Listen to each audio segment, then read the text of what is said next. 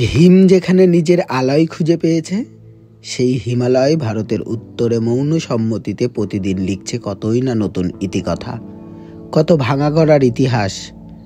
হিমাচল হয়ে উঠেছে স্বপ্নের রাজধানী, যেখানে পাহাড়ি স্বপ্ন টুপটাপ করে বরফ হয়ে ঝরে পড়ে সবুজ উপত্যকায়। আমরা বাংলার সবুজের দেশের লোক, সমতলের লোক। আমাদের কাছে এ রূপকথাই। আর সেই রূপকথার রাজ্যে কদিন ধরে জীবনটাকে সার্থক করতে আম্বালা থেকে আমাদের গাড়ি চলেছে কুলু শহরের দিকে।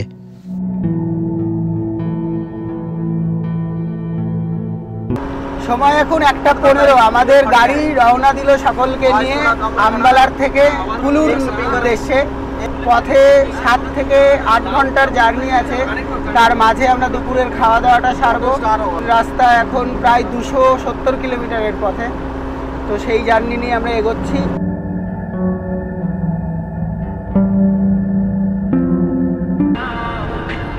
বাঁদিকে চণ্ডীগড়, ডান দিকে লুধিয়ানা। চণ্ডীগড় হয়ে আমরা হিমাচল প্রদেশ চলে যাবো। ডান দিকে লুধিয়ানা চলে গেল, আমরা চণ্ডীগড়ের রাস্তায় চলে এলাম। আম্বালা স্টেশন থেকে প্রায় 10 কিলোমিটার আসার পরে আমরা কয়েকটা পাঞ্জাবি ধাবা পেয়েছিলাম। তো এখানে সব পিওর ভেজ, কোনো নন ভেজ অ্যালাউ নেই। তো আমরা যেহেতু বাঙালি, একটু ভাতে বাঙালি, একটু মাংসে বাঙালি, মাছে বাঙালি, তাই একটু মাছ মাংস খুঁজি। তাই আমরা যাত্রাপথে আরো এগিয়ে যাচ্ছি।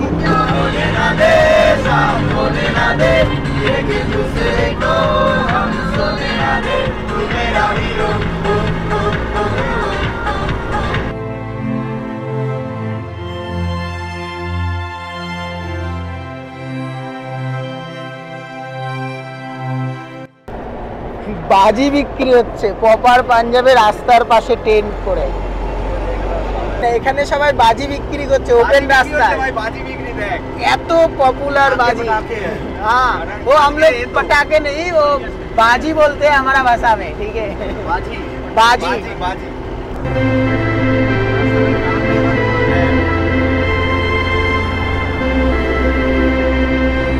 1:10 আমাদের গাড়ি ছেড়েছিল আম্বালা স্টেশন থেকে, আর এখন আমরা এসে পৌঁছেছি হচ্ছে ঘাড়ুলিতে। ঘাড়ুলিতে আসতে আমাদের সময় লাগলো 2 ঘন্টার কাছাকাছি। 90 কিলোমিটার আমাদের পথ অতিক্রান্ত হয়ে গেছে। আমরা এখন এখান থেকে খাওয়া দাওয়া সারবো। মঞ্জিত একটা পাঞ্জাবি ধাবা, আর এই আমাদের গাড়ি দেখতে পাচ্ছ, সকলেই ভেতরে আছে। তো চলো ভেতরে গিয়ে আমাদের খাওয়া দাওয়ার কথা বলে নিই।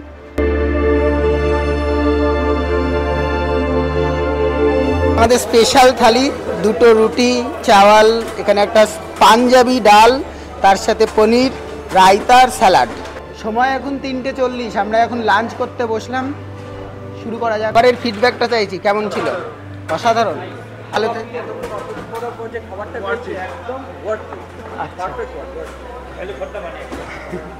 ভ্যালু শুধু খেয়ে গেলে আপনি কিছু বলতে হবে আমাদের দর্শকদের। প্লেটে আমাদের রুটি একটা করে দিয়েছিল, আরও একটা বাকি ছিল, যেটা পরে আমাদেরকে দিয়ে দেওয়া হলো।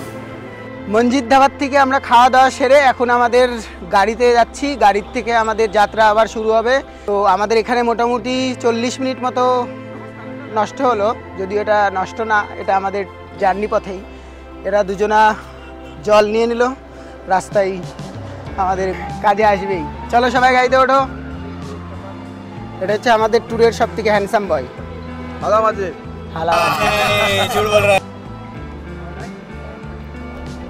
মঞ্জিতকে টাটা দিয়ে চলে গেলাম, আবার হয়তো কখনো আসবো এই মঞ্জিতে। সত্যি অসাধারণ ছিল খাবার। ঘড়ির কাঁটায় এখন 4:10। আমরা রওনা দিলাম। হিমাচল প্রদেশ শব্দটির আক্ষরিক অর্থ তুষারাবৃত পর্বত সংকুল অঞ্চল। আমাদের যাত্রাপথের অন্তিম স্টেট হচ্ছে এটা, হিমাচল প্রদেশ। আমরা পৌঁছে গেলাম হিমাচল প্রদেশের হরিয়ানা ডিস্ট্রিক্ট পার করে, টানেল নাম্বার 1। হিমাচল প্রদেশ পূর্বে দেবভূমি নামেও পরিচিত, যার অর্থ দেবতার ভূমি, বা বীরভূমি, যার অর্থ সাহসীর দেশ। মান্ডি 75, মানালি 182। কুলু একটি বেশ প্রাচীন পার্বত্য শহর। রামায়ণ, মহাভারত, পুরাণ বা সংস্কৃত গাথাতেও এই শহরের উল্লেখ পাওয়া যায়। Tunnel number 2।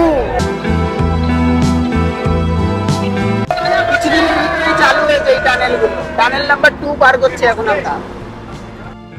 রাজা দশরথ যখন পুতেষ্টি যজ্ঞে অংশ নেওয়ার জন্য সিঙ্গি ঋষিকে ডেকেছিলেন, তখন নাকি এই উপত্যকাতেই তপস্যা করেছিলেন। ওই যে সুতলেজ নদী দেখতে পাচ্ছি আমরা, আর সুতলেজের দিকে বাঁ দিকে রেখে আমরা চলেছি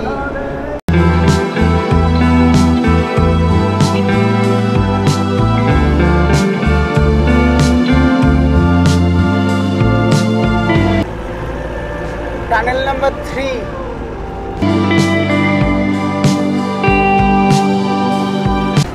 মান্ডি লেক, সিমলা ডান দিকে। আমাদের সিমলা যাওয়ার কথা হচ্ছে ফেরার দিনকে, আমরা এখন যাব মান্ডির দিকে, মানে আমরা বাঁ দিকের রাস্তাটাকে নেব। সুতলেজ নদীটাকে এত সুন্দর লাগছে।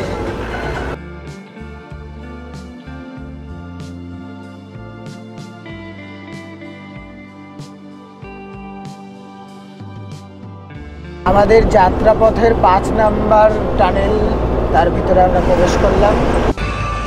বাঁ দিকে মান্ডি শহর, আর আমরা মান্ডি শহরকে বাঁ পাশে রেখে বাইপাস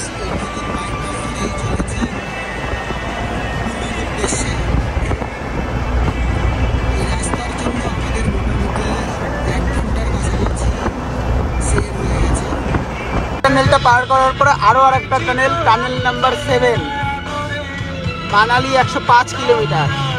দিওয়ালির উৎসব জানানো হচ্ছে আমাদের হাইওয়ে অথরিটির থেকে, এবং আমরা পৌঁছে গেলাম টানেল নাম্বার 7। এখন সন্ধ্যে 7টা। মান্ডি শহর থেকে বেরিয়ে আমরা চলেছি কুলুর উদ্দেশ্যে। আমরা এখন পার করতে চলেছি পান্ডোয়া ড্যাম।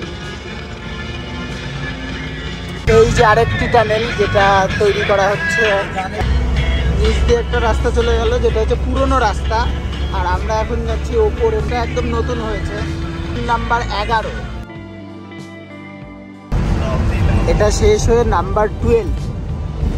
যদি 11-12 না হয়ে অ্যাটাচ হয়ে যেত তাহলে তো অটল হয়ে যেত। হ্যাঁ, সেটাই তো বলছি।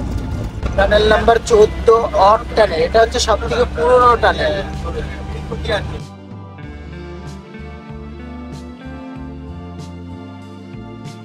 ভুন্টার এয়ারপোর্ট 6, কুলু 16, মানালি 56।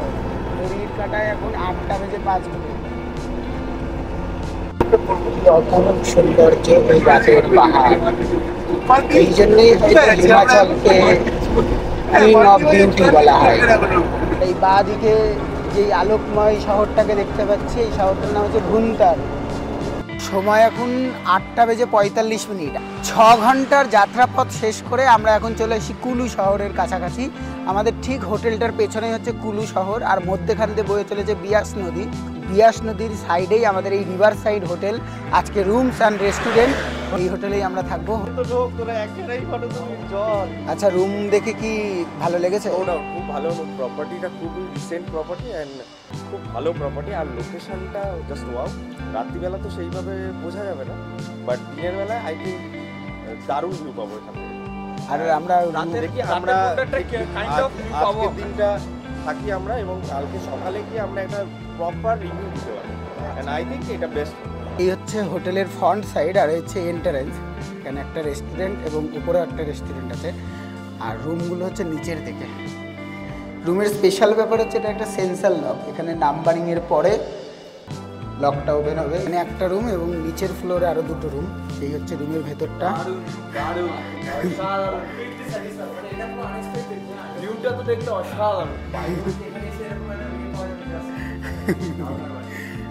রুমের ভিতরে একটি আলমারি আছে, এখানে একটা গ্লাস আছে এবং এখানে টিভি আছে, আর তার সাথে এই যে বাথরুমে একটা বাথ ট্যাপ আছে, এখানে টয়লেট আছে, আর এখানে একটা বেসিন আছে, গিজার তো অবশ্যই আছে। আর এইদিকে হচ্ছে আমাদের ব্যালকনি, আর তার সাথে এই বিয়াস নদীর একটা সুন্দর ভিউ। আওয়াজ শোনা যাচ্ছে বিয়াস নদীর, ওই যে বিয়াস নদীটা, আর ওই যে কুল্লু শহরটা। নিচের ফ্লোরে আরো 2টো রুম আছে আমাদের, এই একটা রুম এবং এই একটা রুম।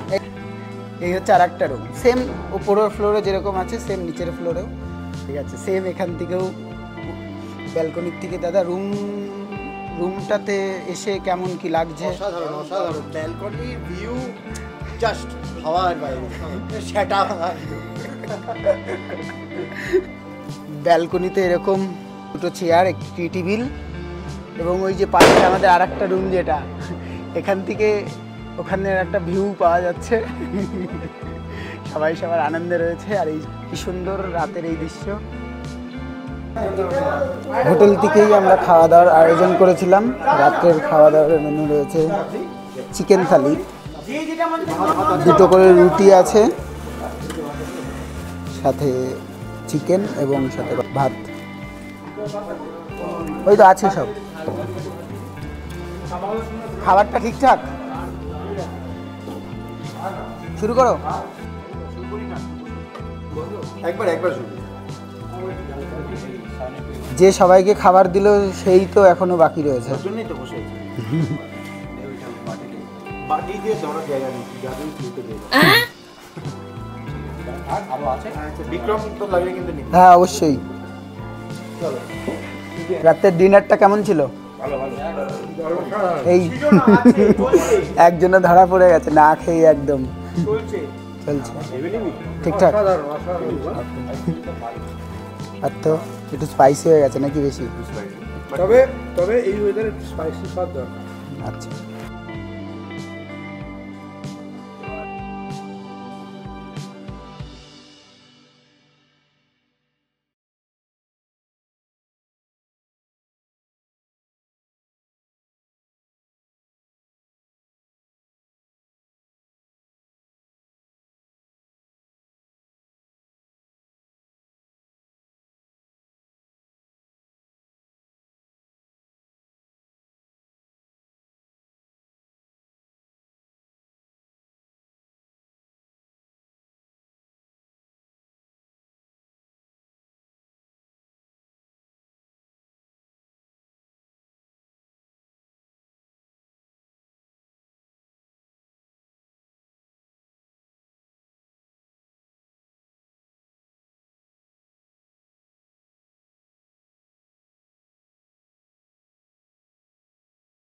দুটো করে রুটি আছে,